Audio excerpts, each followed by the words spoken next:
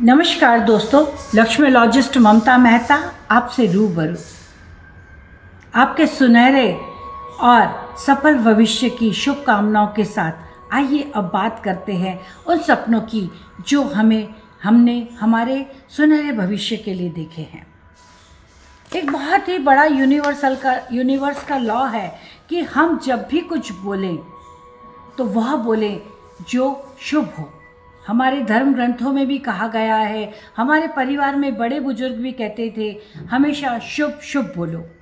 इसके पीछे एक बहुत बड़ा लॉजिक है कि 24 घंटों में एक बार माँ सरस्वती आपकी वाणी को तथास्तु बोलती है। हमेशा हम बहुत सारी शिकायतों के पुलंदे और असफलताओं की समस्याओं की बात और ये सब हम करते हैं। आपको नहीं पता है किस समय माँ सरस्वती आपको तथास्तु कह देगी। तो क्यों ना हम जब भी बोले शुभ शुभ बोले। मेरे जीवन में सब कुछ बहुत सरलता से हो रहा है। मैं ईश्वर की बहुत भाग्यशाली संतान हूँ। मैंने जीवन में जब जब जैसा जैसा चाहा, जो जो चाहा, ईश्वर ने मुझे सब दिया। मैं ईश्वर आपका बहुत बहुत शुक्रिया अदा करती हूँ। इस तरह से आप शुक्राना में आइए। बहुत इंसान की प्रवृत्ति ऐसी होती है कि काम निकलने के बाद वो भूल जाता है कि शुक्रिया का क्या रोल है। और ब्रह्मांड का नियम है कि यदि आप अपने अच्छे कर्मों को, अच्छी सफलताओं को और जिन्होंने आपके जीवन में कुछ किया है उनके लिए अगर आप शुक्राना अदा नहीं करते तो आपकी गाड़ी को वो उस तरीके से आगे लेके जाता है ब्रह्मांड, जहां आपको इसका पछतावा करना पड़ता है। यानी जीवन में हमारे लिए जब जब कोई अच्छी चीज़ हासिल हो, हम अगर सवेरे उठ रहे हैं तो उस चीज़ का हमको ईश्वर को शुक्रिया अदा करना है। जब हम शरीर से कहीं जाना आना, हमारा शरीर स्वस्थ है और हम कहीं जा आ रहे हैं, हमारे दिमाग में अच्छे अच्छे थॉट आ रहे हैं, तो हमें उस बात का शुक्रिया अदा करना चाहिए। हमें उन छोटे तबके लोगों का शुक्रिया अदा करना चाहिए जो अपनी मेहनत से हमारे जीवन के कई काम करके देते।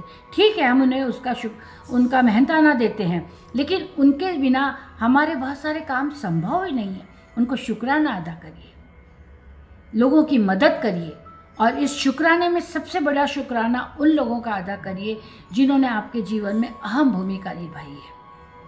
क्योंकि यही इंसानियत है और यही इंसानियत का नियम है।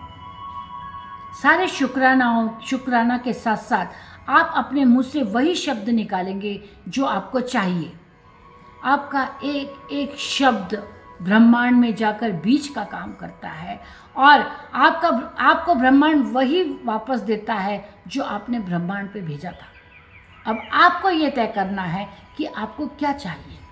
यानी अगर आप बहुत अच्छा बोलते हैं, बहुत अच्छे काम करते हैं और बहुत सकारात्मक अप्रोच रखते हैं अपने जीवन की, बहुत पॉजिटिवनेस से आपका जीवन पूरा सकारात्मकता से भरा रहना चाहिए।